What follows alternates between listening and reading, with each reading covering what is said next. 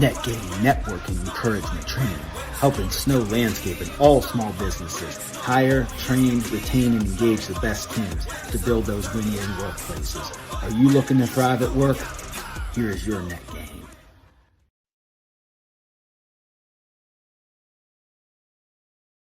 Training. I'm your host, Evan Tashwire from Jack of All People Trades. We exist to help Snow Landscape and all small businesses hire, train, retain, and engage the best teams so you can build those win-win workplaces. I'm excited to have this episode today talking about the value of a safety culture at work here. We have Bobby Lanyon from AIG. So I'm going to let Bobby introduce himself, and then I'll jump in with an encouragement. So Bob, if you want to kind of introduce yourself, give a little bit of overview of what AIG is, what you do, floor is yours. Yeah, thanks, Evan. It's great to be with you. My name is Bobby Lanyon.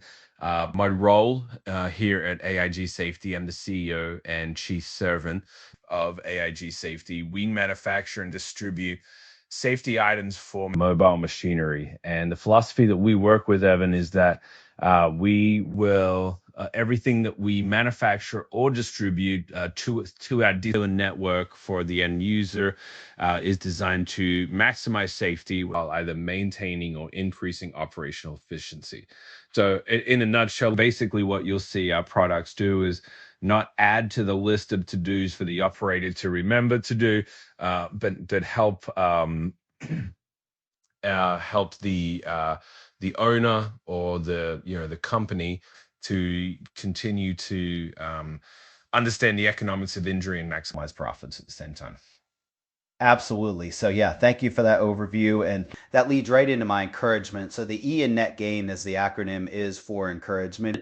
And, my encouragement was, talking about a culture of safety as well. We'll talk tactical, physical safety today, is really think about safety of all types. So obviously physical safety, especially in blue collar work, but in all work is definitely important. We want to come home at the end of the day. We don't want to have injuries or anything life changing happening negatively because of work. We want to take care of ourselves and our teams, but that also extends to psychological safety. So how we treat each other, how we let people feel safe to share ideas, how people even feel coming to work. We ideally want people to feel good on Monday morning when it's going back to work. Like, yeah, it's a good week. I get to see my teammates. We're going to work on this, as opposed to, a culture of fear where people are, not wanting to come to work or cover up mistakes because they don't want to get yelled at or not negatively reprimanded in a cool way in front of people.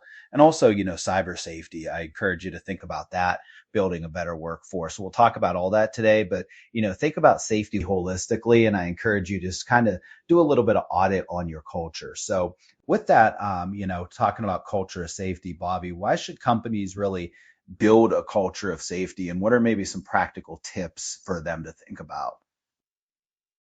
Yeah, when you've got a company that has significant fleet numbers of vehicles and machinery in their fleet, the scale when it comes to economics of injury really comes into play. And what I mean by that is sometimes the barrier to entry for implementing safety items, safety solutions, it's even a safety system, maybe even like a reporting system, is because on the back end, a lot of these large fleet owners and operators, they know that they look at the price sheet and that big bold number at the bottom of the estimate or the invoice, and they say, we can't do this system because it's too expensive, right? The amount that's going to hit our cash flow, that's going to hit our P&L, that's going to make payroll difficult. I mean, whatever it is, let's say if someone's running, 10 machines, let's say it's $1,000. Let's say if they're running 100 to 200 machines, then they're, that might be talking $100,000 or $200,000. So, they look at that number as a whole, and when it's attached to safety, just the natural psychological impetus typical of a typical business owner is that, no, that's too much money. We can't do that.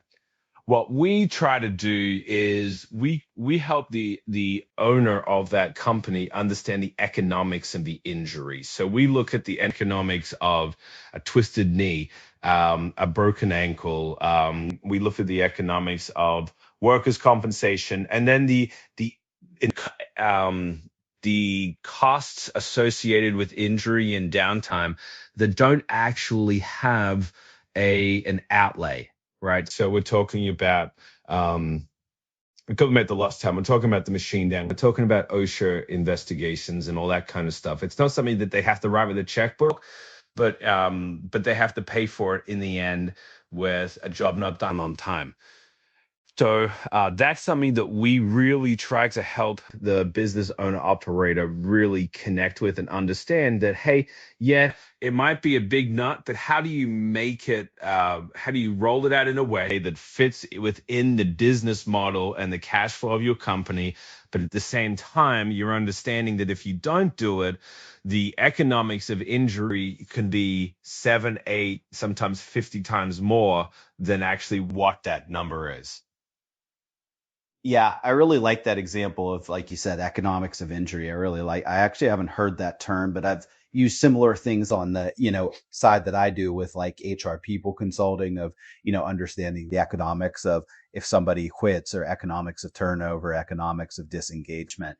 But I like that economics of injury, of things that you don't write the checkbook with, of, if somebody does get injured, not only their injury, workers' comp, which, hits your bottom line, but like you said, the OSHA investigation time, the downtime of machines. I think about for snow removal, which is a lot of my audience, is every operator injured. It's tough enough to get people to cover shifts, especially look at some of these storms we had last year that were 36 inches, went over multiple days, had cleanup.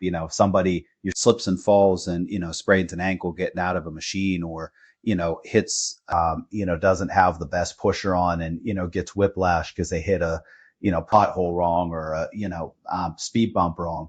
All those things can then put everybody in the operation behind. So I think that's really good to think about that economics of injury. And, what would some practical tips if somebody's like, hey, we want to build a culture of safety. We know it's important, but we're not quite sure where to start. Where would you tell a company to start, or look at if they're not quite sure, where to start or what that next step is? Yeah, I often think that having a conversation with a trusted friend of a business that's maybe smaller, similar in size, or bigger, just be, like, hey, what do you guys do? And the reason I say start with a friend is because there's confidence and there's trust in that situation. Sometimes we say, oh, call Evan or call Bobby or whatever, and that's all well and good. I know, and I know that you would tell them, your honest opinion, and I would tell them my honest opinion. But at the end of the day, there's still that thought process in the back of their mind that, they're just trying to sell me something. But so I would just start with a friend. Just, everybody knows, especially in this snow removal and snow management world, it's a very close community. And so, I mean, just look at the Snow Alliance event that was out at Storks Plows that happens in April of every year. I mean, um, there are dozens and dozens of owner operators, and there's everything from residential to commercial to the warehouse only guys. So I would definitely say to start with a friend and ask them their advice, because you can trust them, and the friend that you ask is probably going to understand your situation anyway. Yeah, I like that suggestion of starting with a friend. And you are absolutely right about the networking. I actually just came back from the SIMA Symposium in Cincinnati last week. Yeah. And a lot, just like Storks, Snow Alliance, a lot of good networking there, a lot of the same people that were at both events. So balance things off. And I think starting with a friend, and that's where your network is really important, is your network can help you think through and process what you can do internally versus where you need that resource. And that's never the same right answer for anybody in any situation. Sometimes you might have the bandwidth and somebody that safety wise can write that program for you and can really implement something. Sometimes you might say, hey, we're really stretched and we need those people in the field. It would be better to consult with, someone like Bobby, or somebody, who's an expert in that field to actually do this for us, or to get that equipment that we need. So I think that's a really good suggestion of starting. What would you say too to the people that maybe, I'd like to think most people don't intentionally do it, but just in the busyness of the day,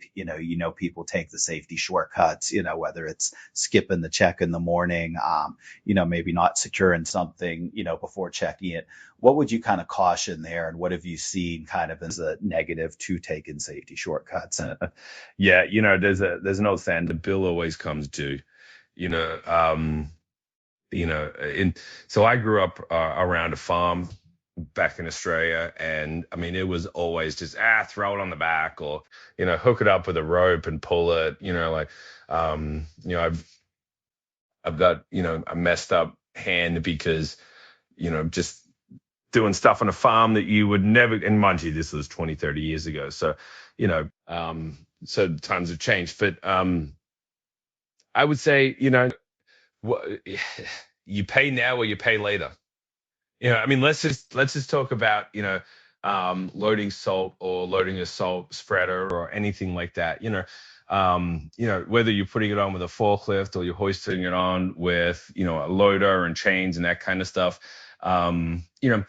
What does it take to have a spotter there? 5 minutes? Just simple things like that, just to make sure it's on properly. Because let's just take that example.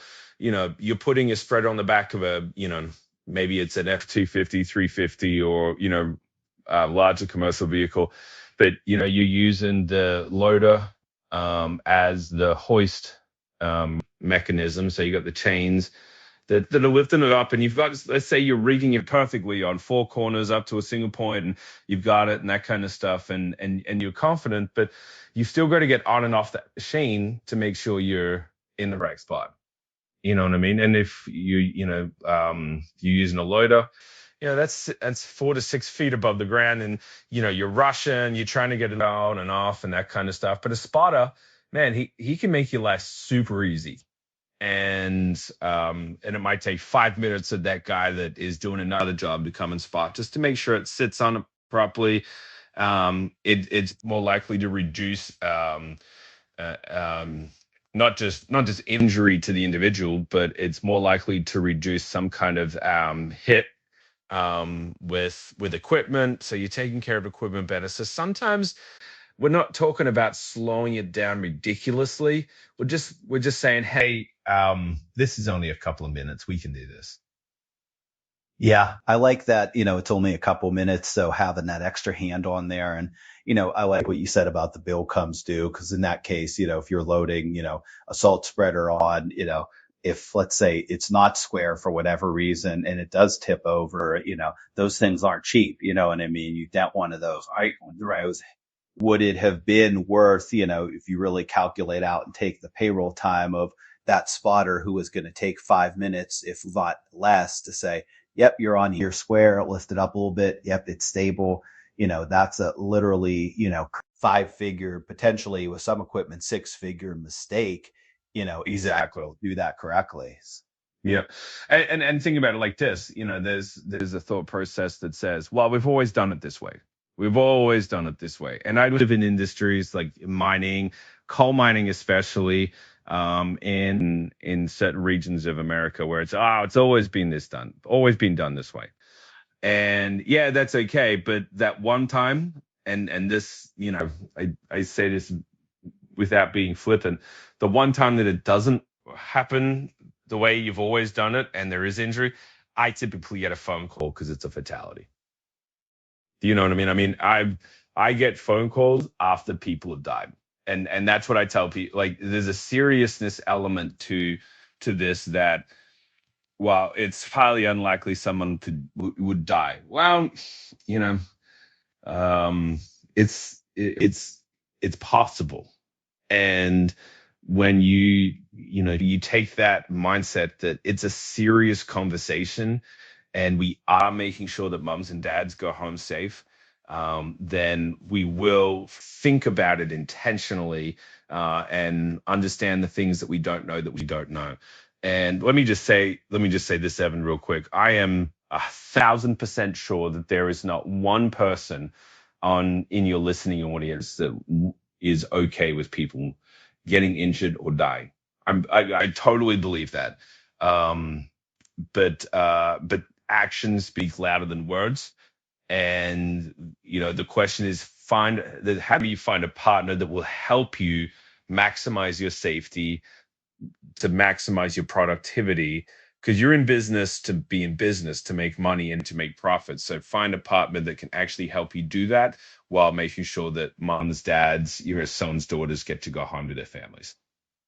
Absolutely. I think that's great advice. And I do agree, knowing this industry that I serve, specifically snow and landscape, and even any other small business, usually work with companies that have very good hearts for people and, want to help them do their best. So I think what you said there is kind of, I wrote down in my notes, people over job. And what I meant by that was specifically think about, we're people made in the image of God. We have value. We have, worth. And because of that, we have dignity, so I think because of that, we want to make sure. And like you said, I don't think anybody intentionally degrades people, but I think one thing from this is kind of my people psychological side coming through.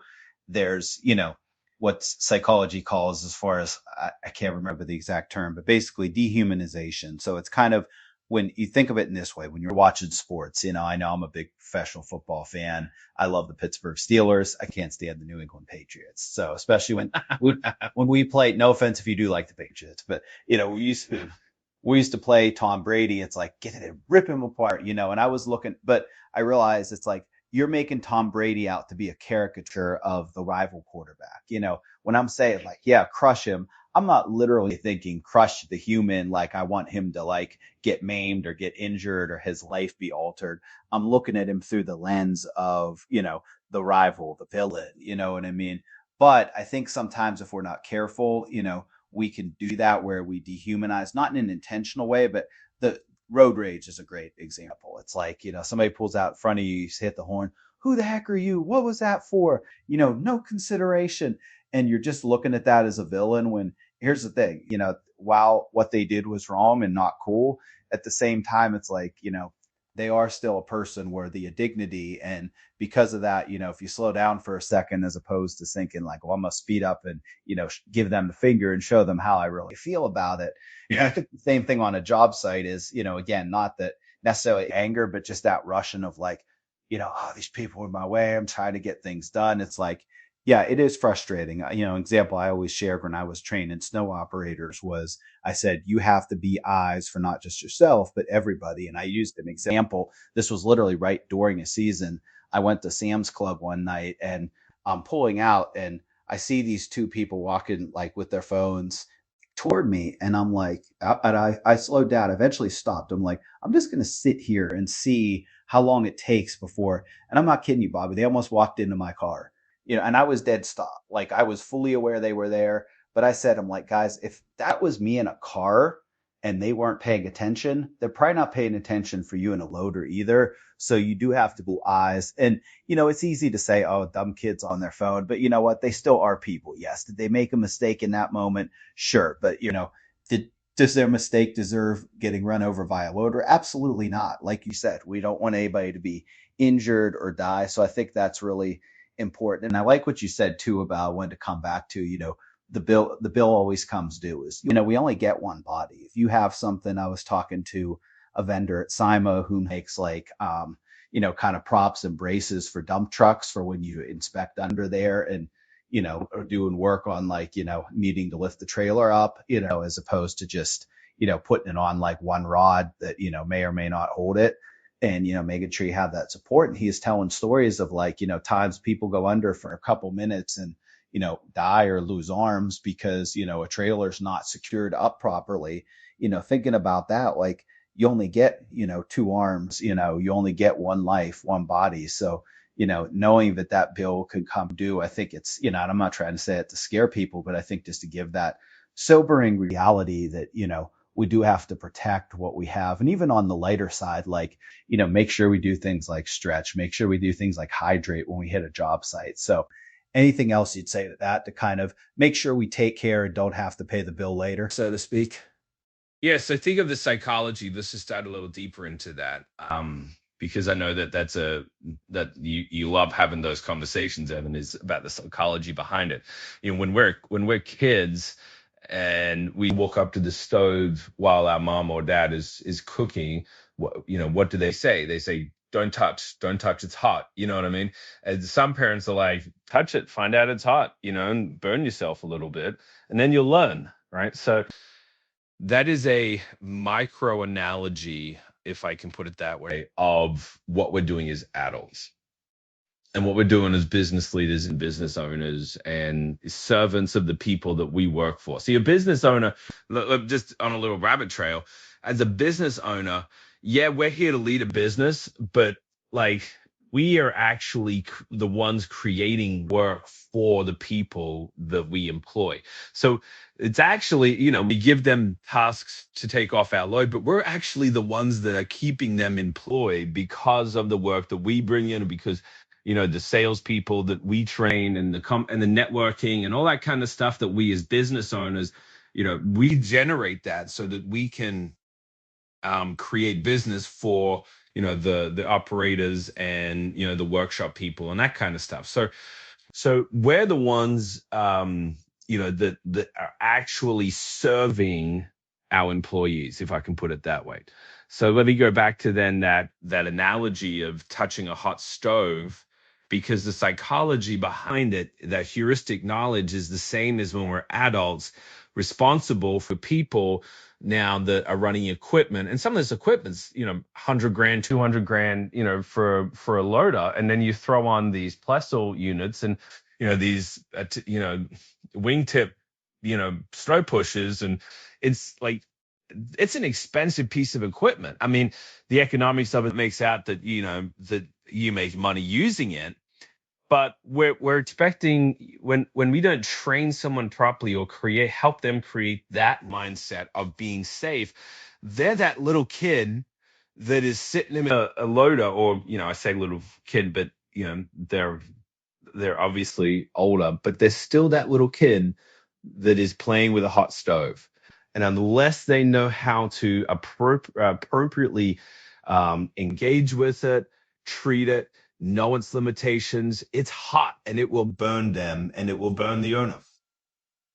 Yeah, I like that analogy, especially like you saying that it's hot, like it's not neutral. It is a dangerous piece of equipment. There are risks involved. So I think understanding and treating it as such, really sets a tone. I also like what you said about the stove analogy. And now I don't encourage this with equipment as much, but I always kind of say, like, there is that balance of, as leaders, how much do you give people rope that, somewhat it's like, okay, touch the stove. But I always kind of say, touch the stove in the ways that aren't going to totally burn you. So in other words, yeah, I'll let you lead this project. I'll delegate it to you. I'm not going to oversee totally, knowing that if you make a mistake, or if, something comes back to me and it's not perfect, I'm still going to look it over. So it lets them kind of, hit their, touch the stove and find out. But then on the other hand, there is I think with things like loaders, and when there's, life or death or high bodily injury, of like do's and don'ts, it's like, no, we got to set the rules hard here to say, this is absolutely, like, these are absolute do's, these are absolute don'ts, and here's why, and I'm big with sharing the why behind things, because I think that helps people. It's like, look, I'm not just making these rules to make rules or to, be the Lord stuff over you. I'm making these rules because, like you said, we're serving our people, we're employing them. And as part of employing them, we have a responsibility to make sure that they're safe, they come home at the end of the day, they're thriving. So yeah, if we set those hard rules, it's not, coming down on you, but it's making sure that you and everyone else around you is safe. Yeah. Well, and take the concept of, this is something that I kind of implemented with my children as they were growing up. And then, kind of implemented the same sort of structure with employees as we started to grow. But there's essentially three different stages of just, for lack of a better term, obedience and trust, right? So the first stage is, it's just a yes, dad, or it's a yes, boss, right? Because there are, like you said, there are certain times, there are certain places where it's just yes, and there's not the, for a child, there's not the emotional intelligence or the wisdom or the knowledge to say, to even understand if I did give them a why. Okay. So it's yes, like, like a kid running to the street. Stop. You know what I mean? I don't have the time, nor do you have the time to actually, for me to tell you why you should stop, or for you to understand and rationalize why you should stop. So that's the first stage. It's just yes, because you're told. Second is, I'll give you it's yes, and here is why. Okay, so you get to this point, children, they're saying, well, why daddy, why daddy, why daddy, so they're starting to show that they want to understand the rationale behind why they shouldn't touch the stove, or why they shouldn't, you know jump into a pool with no adult around, or anything like that. So this trying to understand, but you still can't explain the full thing to them, because they're still young, and a lot of operators for snow equipment, we're having kids now, and people, I say kids, show my age, we're having people now being trained to operate, loaders that never grew up around them. They never grew up with anything bigger than a Honda Civic, you know. Um, and so I mean, that's the reality of it. You're going to go from a Civic that's 20,000-30,000, and now you're going to trust them in a snow management piece of equipment that's almost $250,000. You know what I mean? So it's yes, because I told you to, because you don't have the ability to understand just yet. You don't have the experience to understand. It's yes, and here is why. And then the third stage is, I'm encouraging you to do this because here's a bigger reason why. And I believe that I can trust you with making a decision based on the reason why. So it's like that discipleship model. Watch me do it. We do it together, and then I watch you do it. You know what I mean? And so um, that's not just a kid mentality or a high school youth group discipleship model. That is so much applicable to our businesses and the people that we employ and the people that we are trusting to train and develop and encourage to be responsible with this equipment. Because the other side is the result of doing it really, really well is you've got a young person, or a person that you have trained in the way that you want them, and they have learned a skill, and because they've learned a skill in their work, they're confident.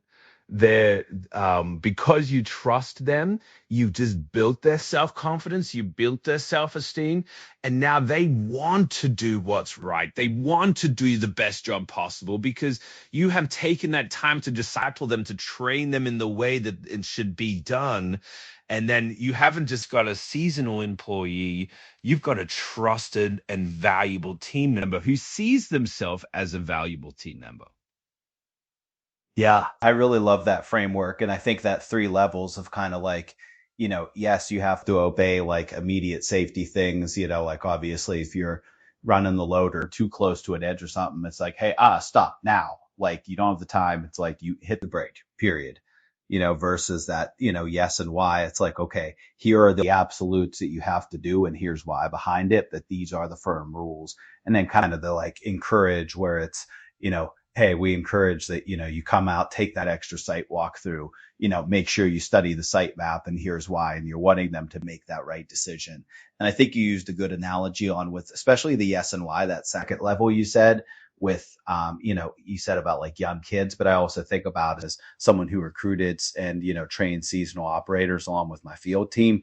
You're dealing with a lot of people because in snow, you scale into the winter beyond, even if you have a good full-time staff, you usually need more bodies in loaders and in skid steers. So you're scaling with a part-time seasonal staff that might be doing other work in the summer, or might be maybe fresh out of operator school and not as experienced. So you do need to give them firmer ground. So I think that's a really good framework that you put in place there.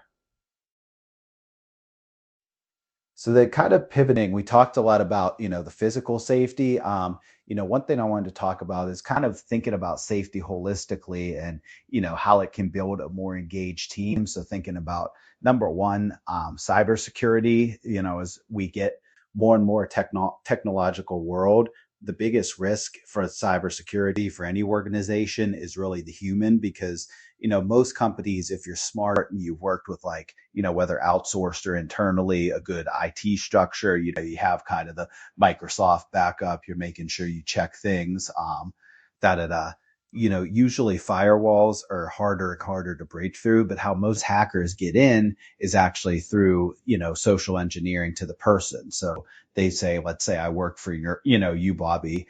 I might get a new job posted on LinkedIn. All of a sudden I'm getting a message like, hey, Evan, this is, somebody looks up who the owner is. Hey, Evan, this is Bobby. I need you to click this link to update your new info. We want to invite you to a welcome lunch. I've just clicked that. Now, all of a sudden, I've opened up a back door into the organization for hackers. So I think a couple things I'd share there, just for people who aren't as familiar with that, is number one, if you ever get that kind of request from a boss at work, reach out to that person, directly. And leaders, make sure with new employees, you give your contact info, or you give info for someone in leadership to contact, so that they feel comfortable. Like, even if it's not you, if I reach out, if it's like, hey, Melissa, I got a request from Bobby, like, was this legitimate? And I can take a screenshot, and she could be like, no, he would never contact you to do this, and, also report things as spam if you have that set up with your organization.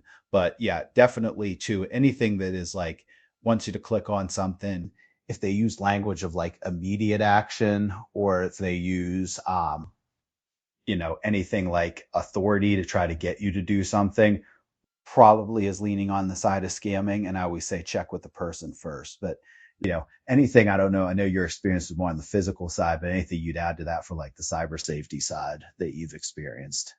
Evan, it's the same logic that we talked about in that analogy of loading a salt spreader onto a truck, right? It takes 5 minutes just to have someone someone help you navigate it. You know what I mean? It takes 5 minutes to pick up the phone, or to screenshot it, send it to the person who apparently sent it to you. Did you say, is this? And I've done this with people who, other businesses that I interact with, and I got an email from them saying, this is so and so, here's a purchase order, or here's the the asset list, or whatever it is, and then I'll just be like, well, this doesn't look right. It's totally inconsistent with conversations that we've had in the past, and even recently. So there's no reason why they would be sending it to me. So I just, and usually it is a scam, or spam, and I just, hey, just so you know, this is in your system now. And then, but it just goes back to just slow down a little bit. Just slow down a little bit. Don't go back to that whole social media thing and the social grooming or interaction of the employees. I tell my people, you don't need our work email or your work email or anything to do with work on your personal phone. Like, you just don't. And now that may be just, they've got my phone numbers and maybe my emails in their contact, but they don't need their work email on their phone. Yes, I have super incredible employees that I get to serve and work with, but at the same time, their life is not identified by the work that we do together. Okay, so their identity, like you said before, created in the image of God, valuable because they're created. Yes, God created work for a really good reason, to be productive and to work with our hands and that kind of stuff, and to work hard at the same time. But their identity is as a person created by God. And so, work is not number one. You know what I mean? Yes, that person is, a single person, their responsibilities to God. And then the other things, if they're married, have kids, all these things fall into line, into order. Work is number three or number four, depending on your priorities in life. And so, our world has fallen into this lie that we always have to be connected. We always have to have our phones with us. And there's a statistic that used to, and it's probably even less than this now, but it was, we couldn't go without looking at the screen of our phone for more than 3 minutes. And if you think about it, you're picking up your phone at least every 3 minutes to check on it. And that's the statistic that advertisers use, and and everyone uses. So that disconnects us from everybody else. We can go down that rabbit hole for a long time. But think about it. Don't make your employees have your stuff on their phone. They don't need it, really. If you think about it, they don't need it. They need to be able to call you. They need to be able to radio you, when it's time to operate, or when it's time to get to work, or, get the call to come in because of the storm or whatever it is, right? But, unless they're, it's just as cheap to get them a phone these days for work purposes only. And you can create your own security on that won't have social media, or won't have, you're not giving it access then to all these other things. I'm not an IT security guy, so that's my humble opinion. Less tech is sometimes better. Yeah, I think that's a good perspective. And like you said, with the loading salt example, yeah, take 5 minutes to check. And just because I'm somebody that's worked with IT teams to help, find and create cybersecurity training, a couple things you can look for practically if you're like, am I sure if this email is a scam? Kind of like you said, does it fit the flow of interaction that you've had with people? Number two, you can always double check by actually going to that person, whether it's pinging them on Teams or whatever your chat is. It's calling their work phone or cell phone. It's stopping by their office and saying, hey, Bobby, did you actually send this to me? Number three, look for things like misspelled email addresses. Sometimes it'll be like, support at microsoftsfto.com. Another thing you can do, and be careful you don't click when you do this, but if you hover over a link, it'll actually show you where it's going. And many times that's not, it'll be, it's not real. Or here's the thing, if you're that curious, like go on the web browser and actually type in Microsoft and see if that offer really is there. Spoiler alert, nobody's probably trying to send you free Steeler tickets. And as much of a fan as I am, and that's another thing too, is how to kind of look for those urgencies. So I think the urgencies kind of come in as like, basically you need to immediately do this. We're going to take negative action. So things like, hey, you need to reconcile this tax bill, click here. Or, hey, we need you to do this immediately for work, or kind of the immediate on the positive side, like the Steeler tickets. Or, one that, I'll admit even got me at a point was the fake attached voicemail, because sometimes you get those phone to voice, where it'll send your voicemail as an attachment. People will use that, and it's like, oh, I got a call, I probably should click on this. So obviously, if your company does that, make sure you have policy around that and kind of guidance with that. So I don't want to make people scared, but like I said, just kind of giving people, since we're talking safety, those little things they can do to prepare, because, it's much easier to prevent a breach than to go back and clean up. And then you've compromised, you don't know how many records at that point. Yeah, absolutely. Now, here's a question for you, because you know this industry better than I do. I'm assuming that occasionally, maybe it's regular, maybe it's not, but there's these like toolbox talks, safety talks that happen with landscapers, like you said, morning stretching and stuff like that.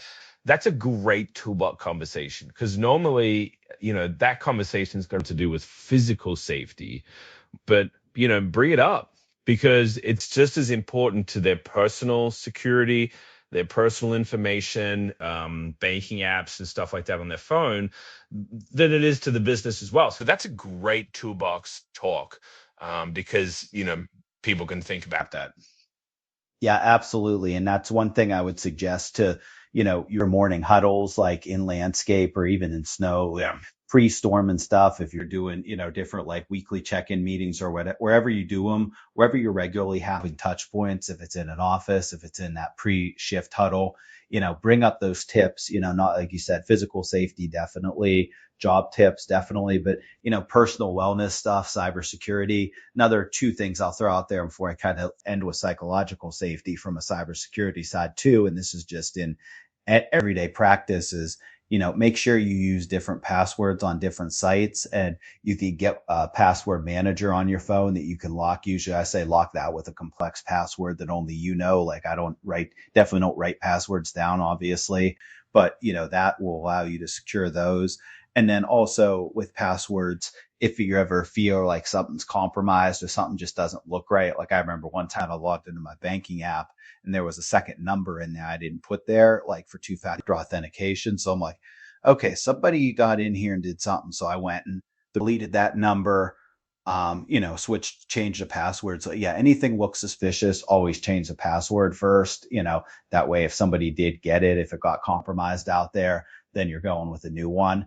And any places that let you use it, definitely use two-factor authentication where it sends a text to your phone or it gives you a call, or some have like authenticator apps that you can have on your phone. It'll send you a code you have to put in, because what that does is that makes you either verify it with either, something you have on you, which is your device, or, whether that's that app, that text. But yeah, it's just another level too, because that way, even if somebody gets your password and, let's say somebody gets my password and says like, hey, code for signing into PNC Bank, or someone like Google, I know it'll say like, it'll have one to approve. If I sign in on like a different computer, it'll say, sign in from West Mifflin, PA. And I can say, yeah, that's me or not. So if somebody's like trying to sign in from, Patriots facility. Nope, not me. Nice try. Yeah. Yep. Absolutely. Great thoughts. But yeah, kind of last part of safety I wanted to talk about, when we talked about physical cybersecurity, but also building a culture of psychological safety. What I mean by that is a psychological safe environment. It doesn't mean you're always like a patsy or everything's kumbaya, and fake smiles. But what it does mean is that, people feel safe to share ideas, even if they're not, maybe popular ideas or they're different, that people feel, okay about bringing concerns up. So basically think about it this way. If something happens to your kid, are you thinking about, oh, how do I get around this and, tell my boss, oh, you know what, I really apologize, I have to go. Or saying like, hey, look, my kid's sick, like, and the boss is like, hey, you know what, go take care of them. We'll talk about the rest later. And also too, I think about how do you feel on Monday morning when you get up? You know what I mean? If you get up and you're feeling like, great, I get to go there. I know this is a place where I'm included. My ideas are valued. We work together well. That's probably a psychologically safe environment versus one and mistakes is another one too.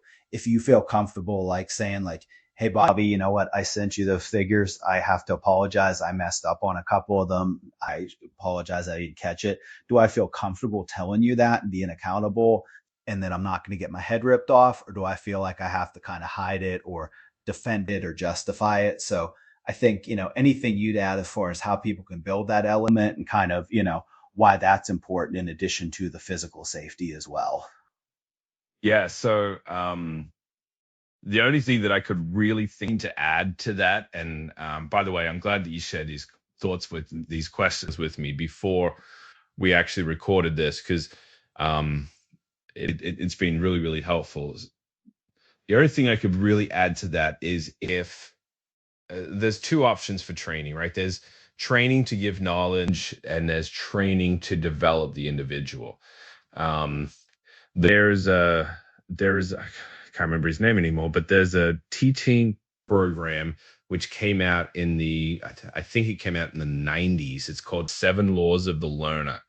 And I can't remember who teaches it right now. I don't think it's Chuck Swindoll. I think it's another one of that era. But he pulls out an ancient Hebrew word where there's a passage that says, teach your children this, right? That word literally means that word teach literally means to cause to learn. Okay, so we're not just teaching information, we're actually causing people to learn, that not just the skill that we're teaching them to drive equipment or shovel properly or take care of equipment or repair equipment or whatever. We're actually causing them to learn and to internalize how they're to go about doing it, right? So, when it comes to a psychological safety and creating that mindset within your organization, and organization comes from the word organism, which it means a living, breathing entity. Okay. We actually want people to think the way that you want them to think. So you don't just give them the information to sign a site specific or a vehicle specific training or anything. You want them to understand, like right over your shoulder, the why. And when you give them the why, when you give them the trust, when you give them the respect, when you give them and I'll just put this out there, when you give them the pay that they deserve as a human, that is what, 'cause let's be honest, not everyone's doing that. There is an element there that says to the people, and I say this to my employees, hey guys, listen, I would love to pay you more, but I believe that what I'm giving you is a good wage, and that goes through negotiation. Sometimes we talk about it, sometimes we don't, but I can give you other things, right? Like I can give you extra vacation, you know what I mean, throughout the course of the year. All my employees get 3 weeks vacation, paid vacation a year. All my full-time employees. That's almost triple the national average for first-year employees in America. Why? Because I expect my people to work hard. I expect them to go above and beyond. But I also expect them that when the time comes that they're choosing to rest, they get to rest. And they get to rejuvenate themselves. And so it's understanding that, hey, the people you employ, and just like you, they want to work hard. You know what I mean? They want that trust. They want that personal development, but they also want time to go to the beach and not have to worry about, well, do I leave late Thursday night, drive 4 hours, so I'm, work all day, I'm super tired by the time I get there, then I have to turn around and fight the Sunday traffic coming home from the beach. Yeah, give them an extra day. You know what I mean? It's at the end of the day, you are going to develop someone that creates with loyalty and the trust, and they're not going to pick. Now, again, there's always an exception to the rule. I understand that.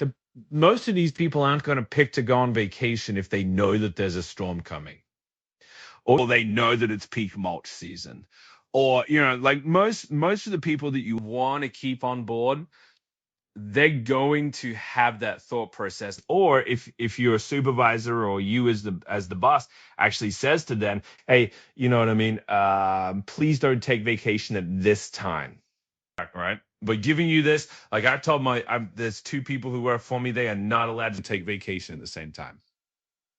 They just can't, because we need one of them in the warehouse, in the assembly at all times. So, but apart from that, it's like, guys, I know that you love what you do, and I want you to be rest, because also a rested person has a better frame of mind as well.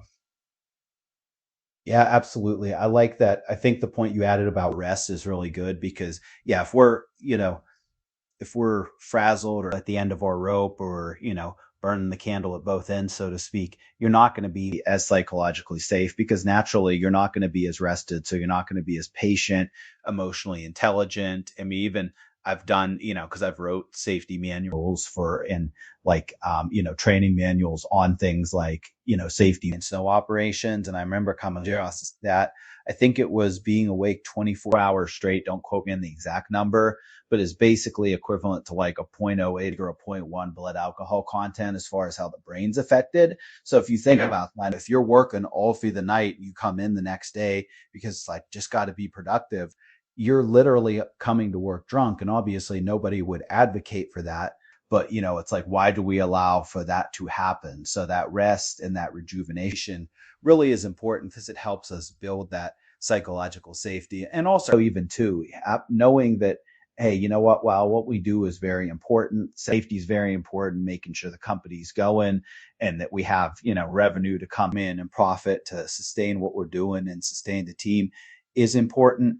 It's also not, life or death to the point of, needing to frazzle, and burn the whole rope at the end. So, and that's a unique thing that needs to happen with a thought process for snow operators. Because most other, mine operators, warehouse, assembly, manufacturing, that kind of stuff, they're not doing these 20 plus hours, 30 hours straight, work shifts. They're just not. But snow operations is unique in that respect, and that's a unique challenge that I think only these owner operators and the supervisors of the company, depending on the location and how much snow it is and the storm and that kind of stuff, that's a unique thing that they have to navigate. And I'm glad that I don't have to navigate that one.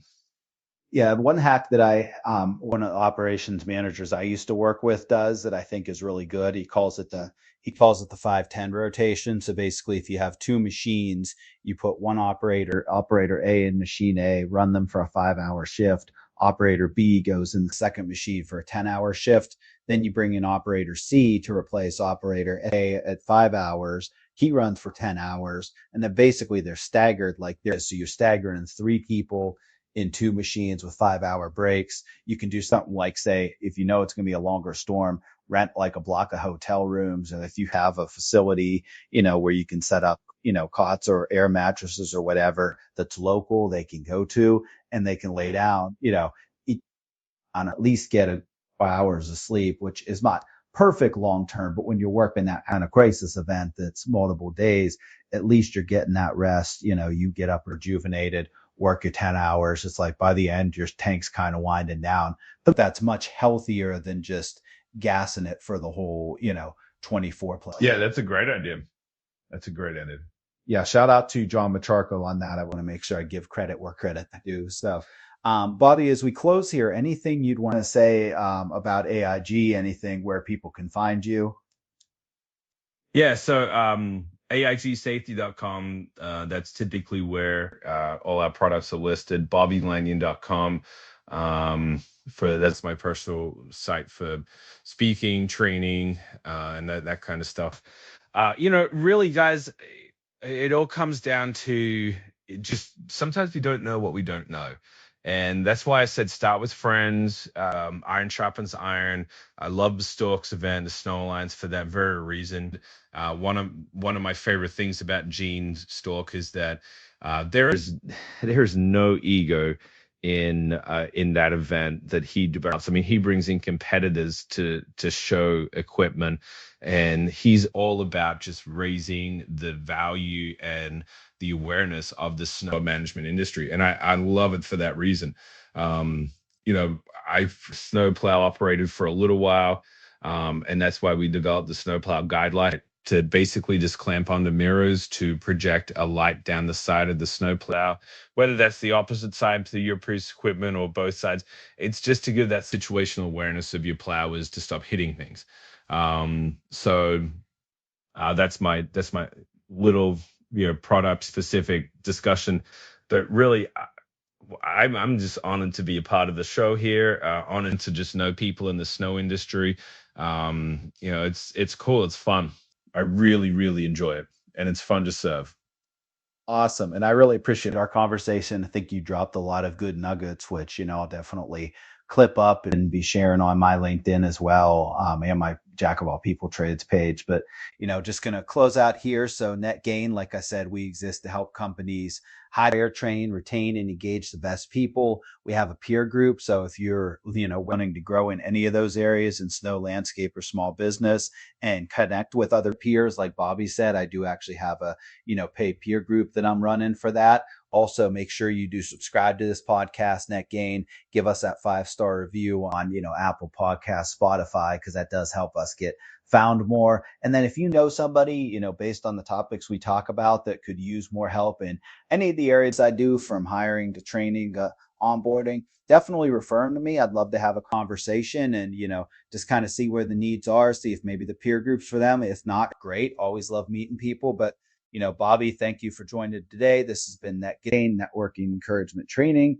and we out. But you ain't gonna slip and fall with that. Why? Cause we snow fighters, we assaulting that. Get it, salting that. King me, this salting round. Clown brokers, end of the road. This a cul-de-sac. Blackout with white glove service. That's a cold as facts. Sparks flying from the start. It's a Goldberg match. Wild with the snow clouds running. We be on a mission. How we put the blade down, but cutting